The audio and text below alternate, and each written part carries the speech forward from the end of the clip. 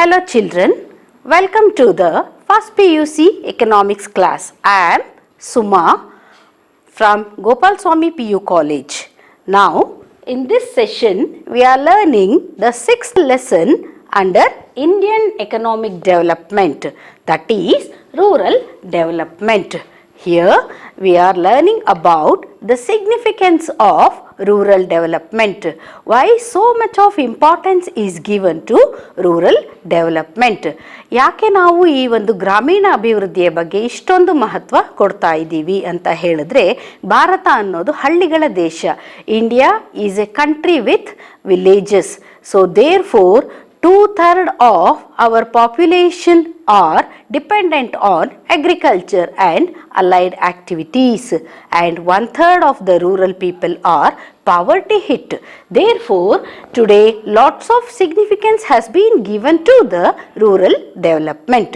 Rural development is nothing but development of the human resources residing in rural areas.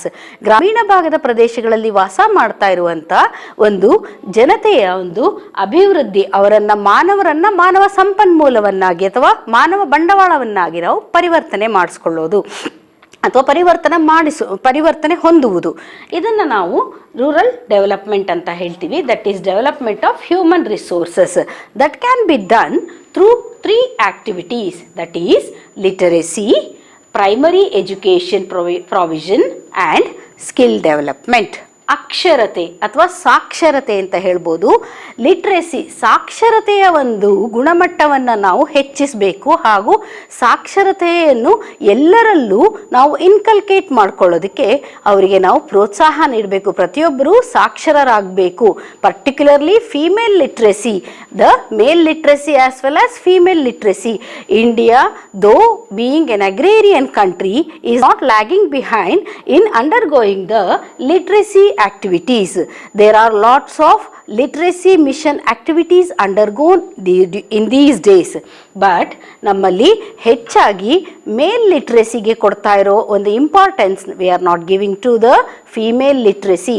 ನಿಮಗೆ ತಿಳಿದಿದೆ, ಹೆಣ್ಣೊಂದು ಕಲಿತರೆ ಶಾಲೆಯೊಂದು ತೆರೆದಂತೆ ಅಂತ ಹೇಳ್ತಾರೆ. ಅಂದರೆ if she learns, because a woman is a multitasker, and if she is into education, if she ordinary woman without education becomes a learned woman, she can create lots of developmental activities within her family as well as in her nearby society.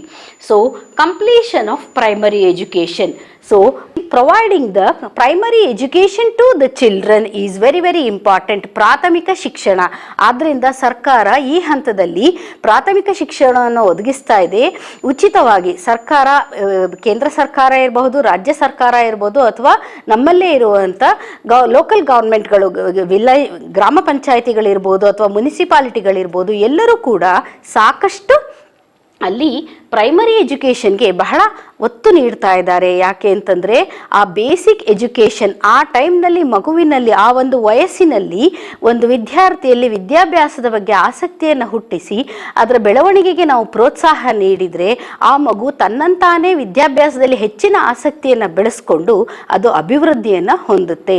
ಇವತ್ತಿನ ದಿವಸ ಪ್ರತಿಯೊಂದು ಕುಟುಂಬಕ್ಕೂ ವಿದ್ಯಾಭ್ಯಾಸದ ಮಹತ್ವ ತಿಳಿದೇ ಇದೆ. ಪ್ರತಿಯೊಬ್ಬರೂ ಅವ್ರ ಮಕ್ಕಳನ್ನು ವಿದ್ಯಾವಂತರನ್ನಾಗಿ ಮಾಡೋದಕ್ಕೆ ಒಂದು ಪ್ರಯತ್ನವನ್ನು ಪಡ್ತಾನೆ ಇದ್ದಾರೆ. ಪ್ರತಿಯೊಬ್ಬರ ಪೋಷಕರ ಆಸೆಯು ಒಂದೇ, ನಾನು ಓದಲಿಕ್ಕೆ ಆಗಲಿಲ್ಲ, ಹಿಂದೆ ಅವಕಾಶಗಳಿರಲಿಲ್ಲ, ಅನುಕೂಲತೆಗಳಿರಲಿಲ್ಲ. ಇವತ್ತು ಅವಕಾಶ ಹಾಗೂ ಅನುಕೂಲತೆಗಳಿರೋದ್ರಿಂದ let our children also study and become learned people. Today we are finding lots of educated people in our society, but all are not learned. ಅಂದರೆ ವಿದ್ಯಾವಂತರನ್ನು ನಾವು ಕಾಣ್ತಾ ಇದ್ದೀವಿ, ಆದರೆ ಗುಣಮಟ್ಟದ ಜೀವನ ಮಾಡೋದನ್ನು ಕಲಿತವರನ್ನು ನಾವೀಗ ಕಾಣೋದು ಕಡಿಮೆ ಆಗಿದೆ. So in the development of human resources, with the third aspect is skill development, ಕೌಶಲ್ಯ ಅಭಿವೃದ್ಧಿ. ನಾವು ಬರೀ ವಿದ್ಯಾವಂತರಾದರೆ ಮಾತ್ರ ಸಾಲದು, ಯಾವುದಾದ್ರೂ ಒಂದು ಕೌಶಲ್ಯವನ್ನು ಕೂಡ ಗಳಿಸಿಕೊಂಡಿರಬೇಕು. ಹಿಂದಿನ ಕಾಲದಲ್ಲಿ ವಿದ್ಯಾವಂತರಲ್ಲದೆ ಇದ್ರು ಟೇಲರಿಂಗ್ ಮಾಡ್ತಾ ಇದ್ರು, ಪಾಟ್ರಿ ಮಾಡ್ತಾ ಇದ್ರು. ಅವರಿಗೆ ಬೇಕಾದಷ್ಟು ಗ್ರಾಮೀಣವಾಗಿ ಅವರು ಹಿಂದಿನ ತಲೆಮಾರಿನಿಂದ ಕಲ್ತಿದ್ದಂಥ ವಿದ್ಯೆಗಳು ಅವರ ಕೈ ಹಿಡಿದು ಅವರನ್ನು ಸಂಪಾದನೆಗೆ ಅನುಕೂಲ ಮಾಡಿಕೊಡ್ತಾ ಇದ್ವು. ಆದರೆ ಇವತ್ತು ವಿದ್ಯೆ ಅನ್ನೋದು ಎಲ್ಲದಕ್ಕೆ ಬೇಕಾದಂಥ ಒಂದು ದೊಡ್ಡ ಅಳತೆಗೋಲು. Today it is the measuring rod. Know about your qualification as well as knowledge and skill.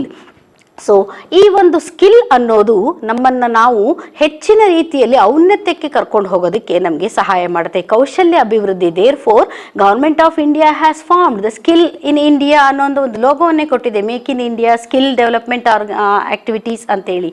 So ಹಾಗಾಗಿ ನಾವು ಕೌಶಲ್ಯ ಅಭಿವೃದ್ಧಿ, literacy, primary education, skill development, these are the three very important tools for the development of human resources, particularly in rural areas. So the next important element for the overall development of rural areas is that land reforms, ಭೂ ಅಭಿವೃದ್ಧಿ, ಭೂ ಸುಧಾರಣೆಗಳು.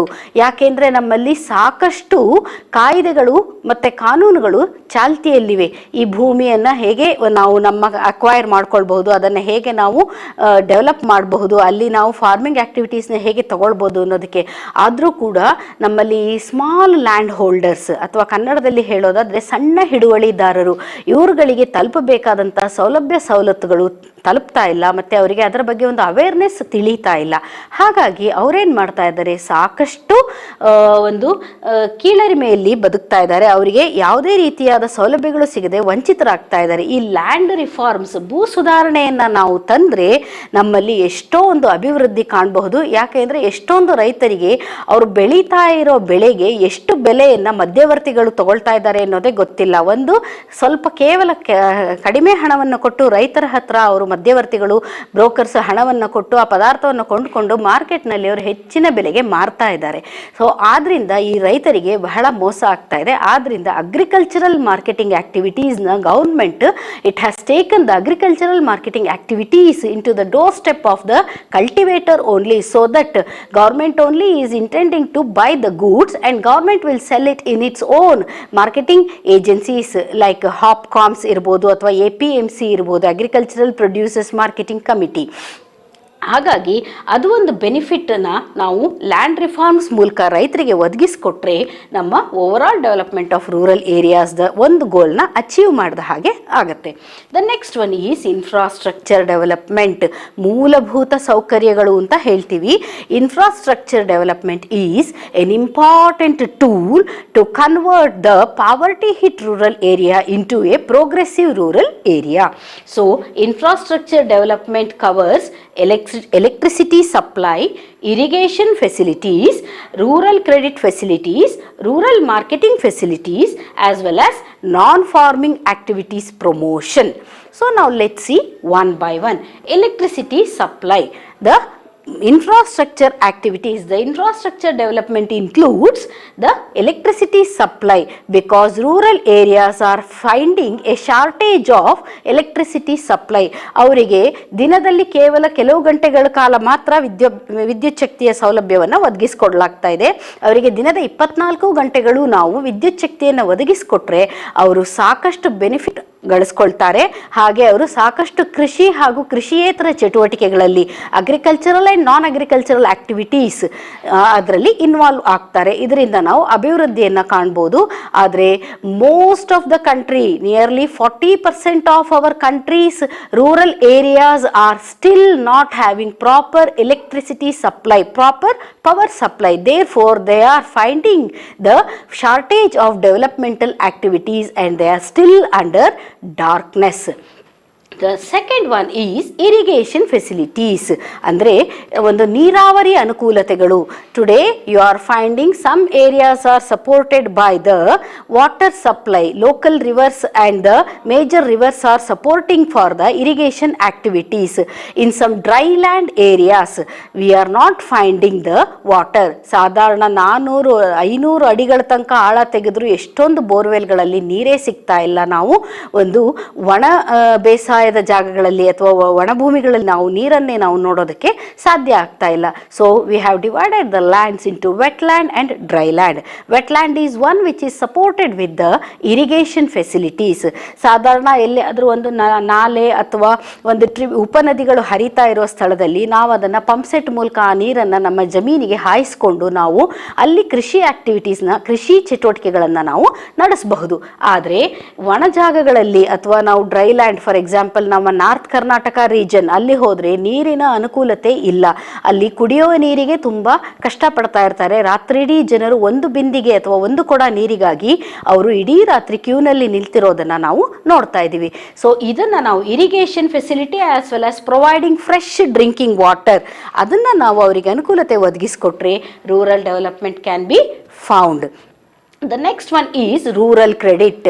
ಒಂದು ಗ್ರಾಮೀಣ ಸಾಲ ಸೌಲಭ್ಯ. ನಮ್ಮ ಗ್ರಾಮೀಣ ಭಾಗದ ಜನರಿಗೆ ಒಂದು ಸಾಲ ಸೌಲಭ್ಯಗಳೇ ಸಿಗೋದು ಕಷ್ಟ ಆಗಿದೆ. Educated people in the urban areas will get the loan facilities easily because rural areas people can get easily the loans because they are educated and qualified. Against the education and qualification the banks are other private agencies are giving them loans so that after they avail the loan they can repay it through their earnings. But when they come to the rural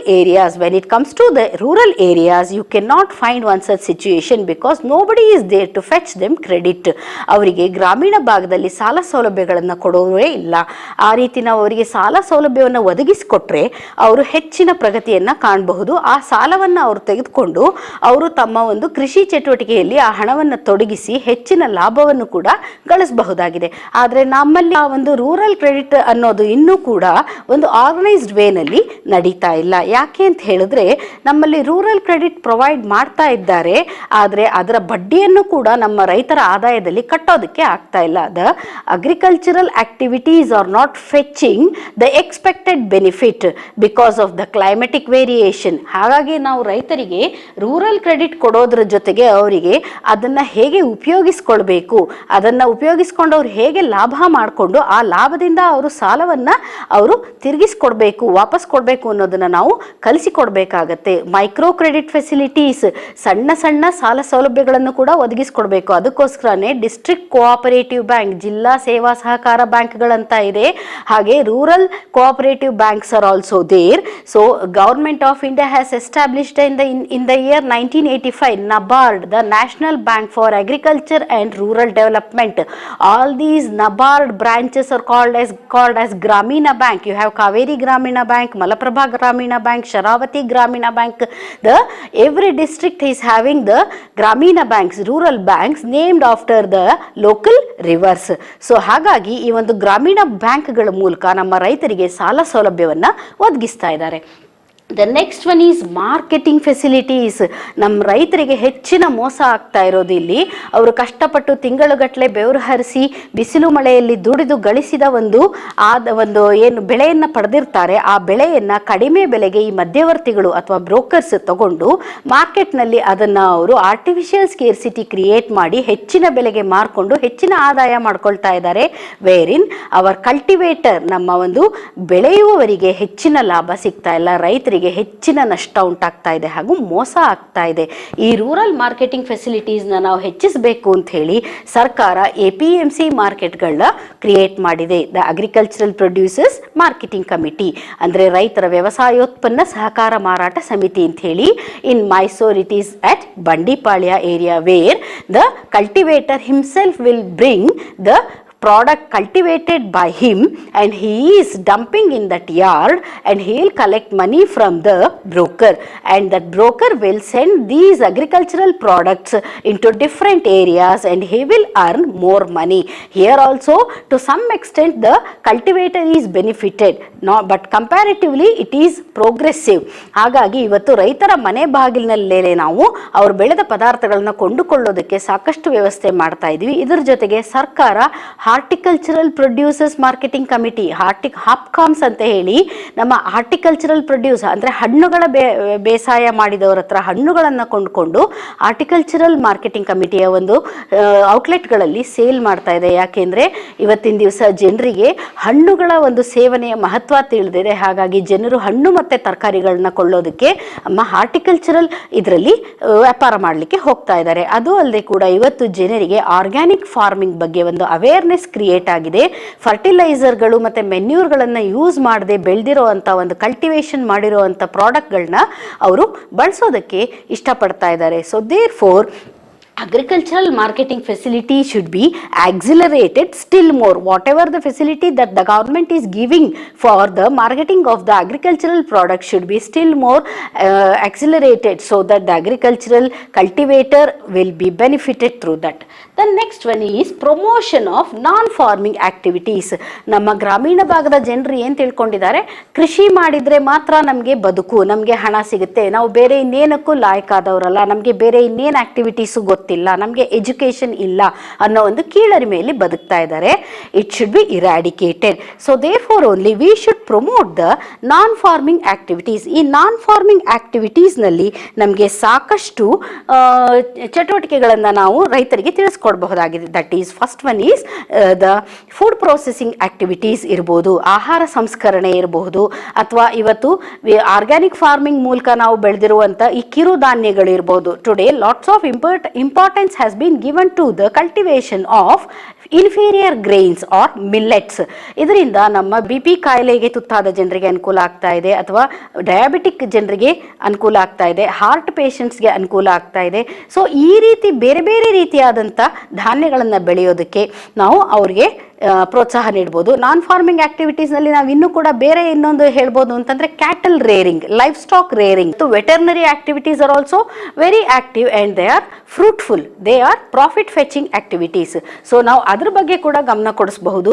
ಅಷ್ಟಲ್ದೇನೆ ಕೂಡ ನಾವು ಈ horticultural foods ಅಥವಾ ಫ್ರೂಟ್ಗಳನ್ನ process ಮಾಡಿ ಅದರಿಂದ ಜ್ಯಾಮ್ಸ್ಗಳು ಅಥವಾ ಬೇರೆ ಇನ್ನೇನಾದರೂ ಒಂದು ಉಪ್ಪಿನಕಾಯಿಗಳಿರ್ಬೋದು, ಆಮೇಲೆ ಗ್ರಾಮೀಣ ಭಾಗದಲ್ಲಿ ಹಪ್ಪಳಗಳು ನೋಡ್ಬೋದು. ಈ ಹಲಸಿನಕಾಯಿ ಹಪ್ಪಳಗಳನ್ನು ನಾವು ಈ ಒಂದು ಶೃಂಗೇರಿ ಅಥವಾ ನಮ್ಮ ಒಂದು ಮಲೆನಾಡಿನ ಭಾಗದಲ್ಲಿ ಪ್ರಾಸೆಸ್ ಮಾಡಿ ಮಾರೋದನ್ನು ನೋಡ್ತೀವಿ.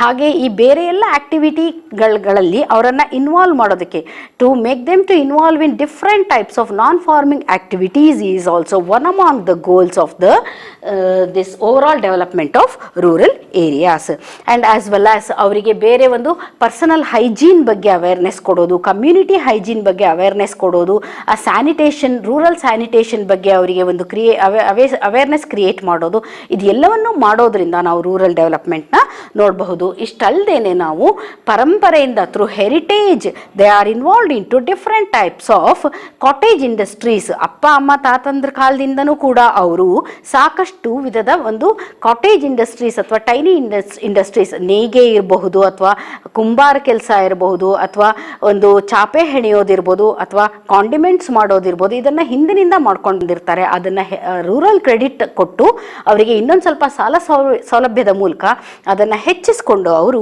ಚೆನ್ನಾಗಿ ಅಭಿವೃದ್ಧಿ ಪಡುವಂಥ ರೀತಿಯಲ್ಲಿ ನಾವು ಅವರಿಗೆ ಪ್ರಮೋಷನ್ ಮಾಡಬಹುದು.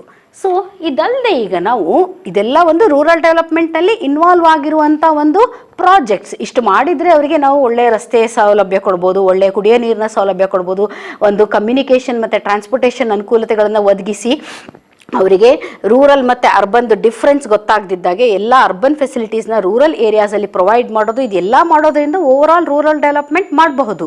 ಅಷ್ಟು ಅಲ್ಲದೆ ನಾವು ಇನ್ನೂ ಹೆಚ್ಚಿನ ಅಭಿವೃದ್ಧಿಯನ್ನು ಸಾಧಿಸಬೇಕು ಅಂದರೆ ಮೊದಲು ಯಾಕೆ ಈ ರೂರಲ್ ಡೆವಲಪ್ಮೆಂಟ್ ಅನ್ನೋದನ್ನು ನಾವು ಒಂದು ಇಂಪಾರ್ಟೆನ್ಸ್ ಕೊಡಬೇಕಾಗಿದೆ, ಯಾಕೆ ಈ ರೂರಲ್ ಡೆವಲಪ್ಮೆಂಟ್ ಅನ್ನೋದಲ್ಲಿ ಡಿಲೇ ಆಗ್ತಾ ಇದೆ, what are the causes for the impediments, the delays that are being happening in the area of rural development ಅನ್ನೋದನ್ನು ನೋಡೋಣ. That is because of inadequacy in infrastructure. ಅವರಿಗೆ inadequate infrastructure ಅಂದರೆ ಸಾಕಷ್ಟು ಕೊರತೆ ಇದೆ ಅವರಿಗೆ ಮೂಲಭೂತ ಸೌಕರ್ಯಗಳು ಸಿಗೋದ್ರಲ್ಲಿ. ಆ ಮೂಲಭೂತ ಸೌಕರ್ಯಗಳು ಅವರಿಗೆ ಸರಿಯಾಗಿ ದೊರಕಿದ್ರೆ ಅವರು ಹೆಚ್ಚಿನ ಅಭಿವೃದ್ಧಿಯನ್ನು ಕಾಣ್ತಾರೆ. Again lack of employment opportunities in rural areas. Today all villages are called as the old age homes. ಹಳ್ಳಿಗಳಲ್ಲಿ ಯಾವ ಯುವ ಜನತೆಯು ವಾಸ ಮಾಡೋದಕ್ಕೆ ಇಷ್ಟಪಡ್ತಾ ಇಲ್ಲ. ಸಿಟಿಯಲ್ಲಿರುವ ಅಟ್ರಾಕ್ಷನ್ ಹಳ್ಳಿಯಲ್ಲಿ ಇಲ್ಲ, ಮತ್ತು ಹಳ್ಳಿಗಳಲ್ಲಿ ವಾಸ ಮಾಡೋದಕ್ಕೆ ಯಾರು ಹೆಚ್ಚಿನ ಆಸಕ್ತಿಯನ್ನು ತೋರಿಸ್ತಾ ಇಲ್ಲ. ಇವತ್ತು ಎಲ್ಲ ಗ್ರಾಮಗಳು ಭಾರತದಲ್ಲಿ ವೃದ್ಧಾಶ್ರಮಗಳಾಗಿ ಬದಲಾಗ್ತಾ ಇದ್ದಾವೆ. ಸೊ ಹಾಗಾಗಿ ನಾವು ಈ ಒಂದು ಸಿಚುವೇಶನ್ನ ಇಂಪ್ರೂವ್ ಮಾಡಿ ಹಳ್ಳಿಗಳಲ್ಲೇನೆ ಉದ್ಯೋಗಾವಕಾಶಗಳನ್ನು ಸೃಷ್ಟಿ ಮಾಡಬೇಕು. And then the absence of industries is also one among the causes for the delay in rural development. ಗ್ರಾಮೀಣ ಭಾಗದಲ್ಲಿ ಉದ್ಯೋಗಾವಕಾಶಗಳು ಇಲ್ಲ, ಹಾಗೂ ಉದ್ಯೋಗವನ್ನು ನೀಡೋದಕ್ಕೆ ಬೇಕಾದಂಥ ಒಂದು ಇಂಡಸ್ಟ್ರೀಸ್ ಅಥವಾ ಒಂದು ಉದ್ಯಮಗಳು ಇಲ್ಲ. ಹಾಗಾಗಿ ಅವರು ವಲಸೆ ಹೋಗ್ತಾ ಇದ್ದಾರೆ ಸಿಟಿಗಳಿಗೆ, ಅರ್ಬನ್ ಏರಿಯಾಸ್ಗೆ ಅವರು ಮೈಗ್ರೇಟ್ ಆಗ್ತಾ ಇದ್ದಾರೆ in search of job and high salaries. Then the role of organic farming also should be taught to them. ಯಾಕೆಂದರೆ ಆರ್ಗ್ಯಾನಿಕ್ ಫಾರ್ಮಿಂಗ್ನಲ್ಲಿ ಸ್ವಲ್ಪ ಪ್ರೋಸೆಸ್ ಡಿಲೇ ಇರ್ಬೋದು, ಕಲ್ಟಿವೇಷನ್ದು ಪ್ರೋಸೆಸ್ ಮತ್ತು harvesting process may be delay, but ಅದರಲ್ಲಿ ಒಳ್ಳೆ fruitful benefits ಇದೆ. ಜನರ ಆರೋಗ್ಯಕ್ಕೆ ಹೆಚ್ಚಿನ ಕಾಳಜಿಯನ್ನು ತೋರಿಸುವಂಥ ಒಂದು ಅನುಕೂಲತೆಗಳು ಅದರಲ್ಲಿದೆ ಅನ್ನೋದನ್ನು ನಾವು ಜನರಿಗೆ ಅದನ್ನು ಮನದಟ್ಟು ಮಾಡಿ ಮತ್ತೆ ನಾವು ತುಂಬ ಹಿಂದಿನ ಕೃಷಿ ಚಟುವಟಿಕೆಯಾಗಿದ್ದಂಥ ಒಂದು ಸಾವಯವ ಕೃಷಿಯನ್ನು ಇವತ್ತು ಅವರು ಮೈಗೂಡಿಸಿಕೊಳ್ಳೋ ಹಾಗೆ ಮಾಡಬೇಕಾಗಿದೆ. So with this I conclude this session. In our next session of rural development, we'll learn about the strategies for rural development. Thank you, children.